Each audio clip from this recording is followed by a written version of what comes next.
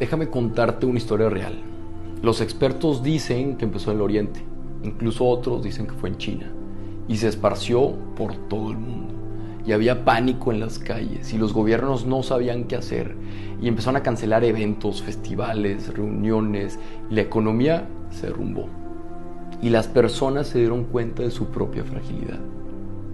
¿Te suena familiar esta historia? Te acabo de narrar un poquito de lo que fue la peste antonina, una pandemia que atacó el Imperio Romano en el año 165 después de Cristo. Y esta pandemia lo que hizo fue que asesinó entre 10 y 18 millones de personas. Si nos damos cuenta, ya hemos vivido esto. Y a mí lo que se me hace bien interesante es que, ¿qué fue lo que hizo el emperador Marco Aurelio en ese tiempo?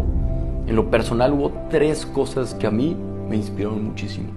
Lo primero que hizo es que reunió un equipo de gente súper capaz y los escuchó y los empoderó a tomar grandes decisiones. Lo segundo es que después de armar un equipo de ensueño fue a combatir la recesión económica y vendió posesiones del imperio para ayudar a la gente más vulnerable. Incluso vendió posesiones de su misma esposa para poder salir adelante. Paró las deudas del gobierno y también pagó los funerales de las víctimas. Se preocupó por su gente y por su economía. Y lo tercero, cuando Roma estaba lleno de cuerpos y él teniendo toda la capacidad para irse y salvarse, decidió quedarse. Y fue a los funerales y ayudó a la gente y dio discursos. Fue el líder que todo el mundo necesitaba. Porque cuando la sociedad se está cayendo a pedazos, es cuando los líderes salen a reconstruirlas con sus propias manos. Sí, quizá el coronavirus nos está llenando de incertidumbre, de miedo, de aislamiento, pero tenemos que hacer lo mismo que aprendieron los romanos. Tenemos que hacer equipo, tenemos que colaborar, tenemos que ser solidarios, tenemos que ver por los más vulnerables y ayudarnos entre nosotros, pero sobre todo tenemos que ser más humanos y empatizar y colaborar y ayudar. Entonces, ¿qué podemos hacer?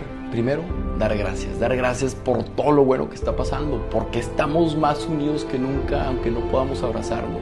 Dar gracias por todos los cánticos en los balcones y todas las iniciativas que están saliendo a partir de esta crisis. Y dar gracias porque nos estamos preocupando por nuestros mayores. Pero tenemos que formarnos, tenemos que investigar más a fondo, tenemos que ver las fuentes oficiales y tenemos que formarnos para poder ayudar a los demás. Y eso es lo más importante, el actuar. Tenemos que ver qué podemos controlar y qué no podemos controlar. Y así hacer lo mejor que podamos con lo que tengamos.